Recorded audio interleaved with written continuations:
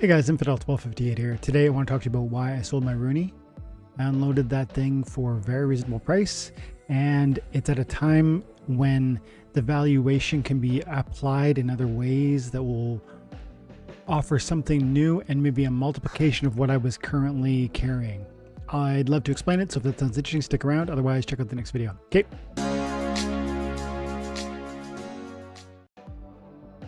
My OpenSea account used to have one Runi. This was me, or used to be anyways. Runi 1596. Special background, special weapon, special core, special armor. Check out the distribution on it. The background is at 3%, so rarer than 97% of others. The head also semi-rare with the 3%.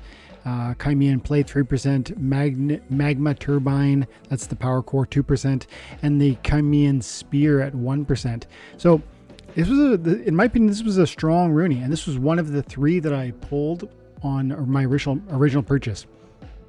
I had three, and I sold one immediately. That gave me some funds to reclaim the other two, and then I sold my second to last one and kept this one. So I originally touched or owned or minted three, and this was the best of the three, and I like it for a lot of reasons, and the Runi's a great card. However, just because I like something doesn't mean I'm going to hold on to it. If there's an opportunity to sell something for a reasonable value, and at the same time I can move that price or that funding into another angle or opportunity that I think is ripe for the picking, then I'm going to take advantage of that. I mean, you guys have seen me do that in the past. I sold my Byzantine Kitty right before Splinterfest in 2021, I guess that would be, and I sold it for about 3,000 USD. And that summoner, you know, now if we're looking at what that trade looked like, let's have a peek at this. Byzantine Kitty sold a max copy for 3,000 US dollars. There's a brand new max copy for 415 US dollars. And I'm not saying Runi's going to take a nosedive in price. It's already, it's, if anything, I think it's probably set to appreciate. And more recently, I'll say, like, to the credit of Runi and to all those who hold it, it's been doing well on OpenSea. Like the floor price, 0.119 ETH, and that's when ETH is at 4,700 US dollars. And the top offer is 0.0971 ETH, which right now is a 438 US dollar valuation, which is, by the way, the price point I think roughly that I accepted today. I just took the floor offer. Like, somebody puts in an offer, they'll take any one of the Runis, and I just said yes to it. And I had listed it. I'll say also I had listed it for 0.15 because I thought, based on the traits, it actually might merit something in there if somebody wanted to. But the reality is, when I listed it at 0.15, the floor was the top offer was like 0.6 or something like that. ETH, 0.06. So, $280. And I was like, I'm not going to do that, but I'll throw it on the market and see what happens. Suffice it to say, it didn't move. But when that floor came up, the top offer came up, I said, yeah. And so that's a bit about how I feel about Runi. It's also a reason why I would sell something that I still like, I still enjoy, and even if I still keep believing in it or having a long-term confidence in what Runi is moving into the future, that doesn't mean I'm going to hold it. Like, maybe I want to move it just because. And when I look around and I see things like SPS, pumping pretty hard. Yesterday was at 0.7 of a penny. Now it's at almost 0.9 of a penny. I think it's probably going to go on a little run. And when I see DEC at 840 Splintoshis, earlier it was 800 Splintoshis, and the number of cards in the marketplace, old and new, that are really, really affordable, whether it's black foils, 115, 124, the black foils are interesting. Or how about old stuff, alphas and betas? There's some amazing summoners that you could pull out that are top tier summoners. I mean, sure, they're wild, but you can get maxed Cryptomancer for, look at that, $66. We can get a max Plato Emberstorm. I already have one of them, by the way, for $67. And so there's some interesting deals. And I'm even though I love the Runi, if I can sell my Runi for $440 and then I could buy several different assets, well, I'm interested in that. And combine that with my more recent excitement around two things in this game that I've talked to you about already. I said, while other people are focusing on, While they're looking left, I want to go right, and land was a piece of that. So I acquired a full tract of land in Region 74, Moors Deep, and 100 plots, 35 of them activated. Today I activated another, I want to say 15 of them, maybe I don't know. Let's have a peek at that. If I look at the capacity, I can tell you how many. 1, 2, 3, 4, 5. 5 of them plus all my not constructeds. 1, 2, 3, 4, 5, 6. So I activated 11 plots today, and that required, I want to say 400,000 extra DEC that I stuck into land. And that also, so right there was a huge chunk of the value. I think it was 300,000 DEC. That was a huge chunk of that Runi return. But then also I went shopping because I'm not just excited about land. I'm also excited about Frontier mode. And if you've watched my recent videos, you've heard me speak about the joy of this new mode. The rewards are meaningful, they're consequential, they're tradable, they represent real financial returns for your time and attention. It's like a return to old Splinterlands, which is awesome. So I'm loving it, and I think many people are too, because this mode is, I think, capturing attention, drawing eyeballs, and increasing engagement with our game. I think this is a piece of why SPS price has gone up, actually. I also think this is a piece of why we see 500 new spellbooks sold in the last 30 days in Splinterlands. That data is available on Peak Monsters if you want to see that. But land, excited about it. Frontier, excited about it. And then today, check this out. History, daily. This is my Silver 2 results or rewards from earlier today. And check this puppy out. Summoner, which is nice. Legendary Mystic Scale Weaver. This is a $15 US card that I unlocked for free with just my time and effort. And at the time of of earning this reward and fighting my way into silver, I had spent maybe 20 bucks on Frontier. 20 bucks to level up my Incessant Sage to level 3 and to level up my my blue summoner, where I forget her name right now, to level 2. And then all of my neutrals, I got them pretty good. And my white team, I made it essentially a level like that in conjunction with my level 3 summoner. So really $20 US is all I put. But I've already unlocked a gold foil Incessant Sage, which I sold for $6.50. I've unlocked several other gold foils, which I've sold for a few bucks, probably $10 worth of profit. And so I've regained half of my outlays on this mode, and I'm enjoying it.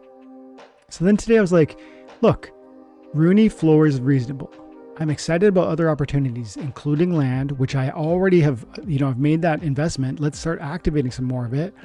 And here's an opportunity. That's sort of main factor number 1, but main factor number 2 is definitely Frontier rewards are meaningful. And I had unlocked this before I did that this morning. I had $15 US for that card, and I could sell it probably within an hour for 14 bucks.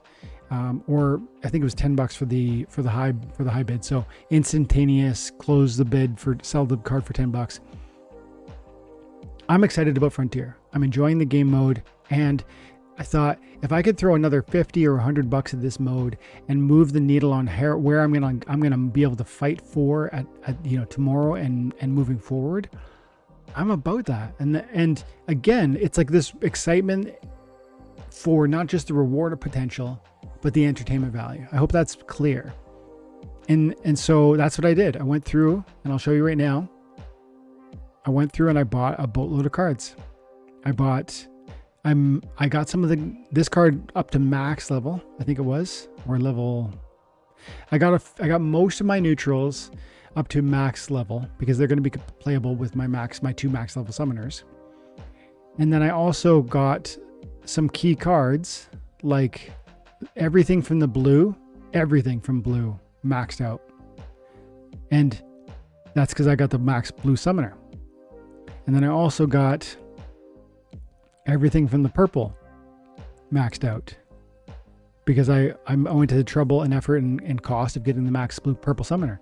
And so I feel like those are the 2 premier summoners.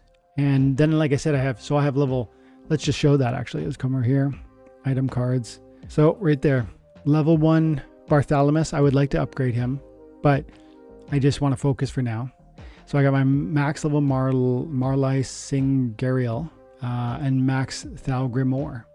And then I got my level 3 incessant sage, and I'm hoping that that will be enough to carry me into gold. We'll see. I might go ahead and make these upgrades as well, because frankly, the reward potential is meaningful enough. Like, let alone, I showed you the daily chest. I talked to you about the rewards, and I put in about $20, and I've received $10 worth of, actually today, $10 worth of card rewards since I started. Plus that $15 card today is a $25 reward from playing Frontier. And I put in about 20.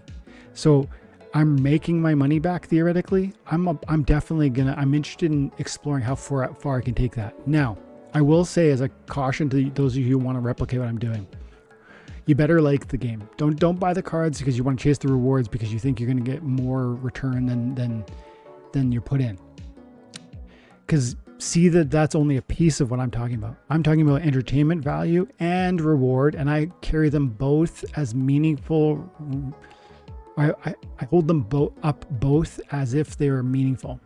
If you just want financial reward, this isn't a recipe that you should follow, because these cards will likely go down in value as time goes on, because there'll be more and more of them that are earned through daily rewards, chests, and end of seasons.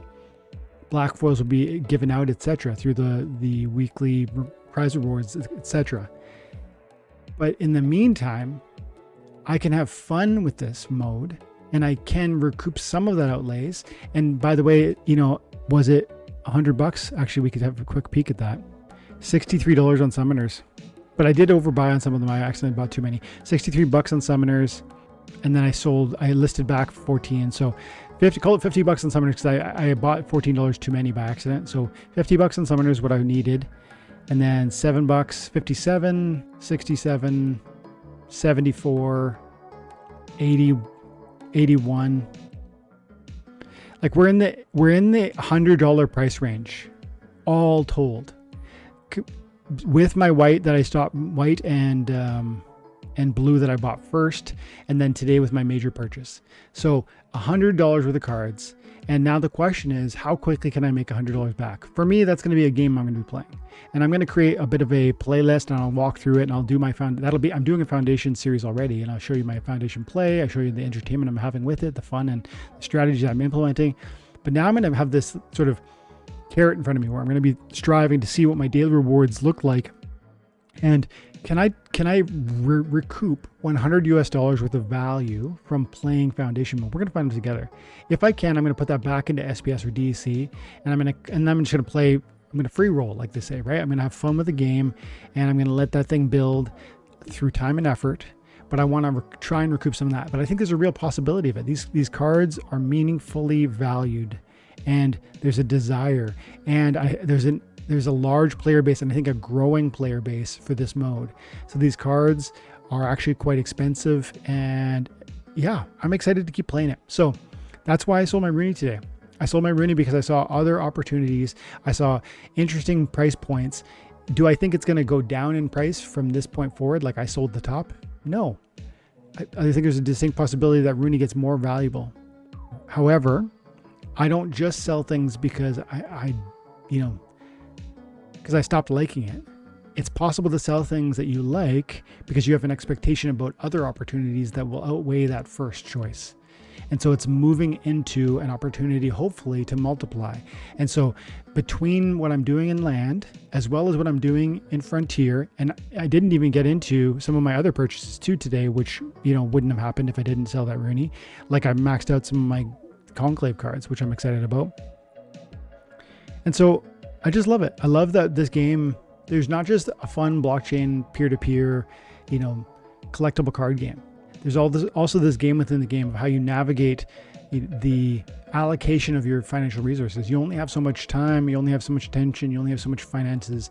And so how are you going to apply them in the most meaningful way possible to receive the best rewards, the most entertainment possible, and, have fun along the way? And so I hope that's been interesting to listen to my journey on, and I certainly will keep you posted on how Frontier unfolds for me moving forward. Thanks guys for your time and attention. Hope you have an amazing day. God bless.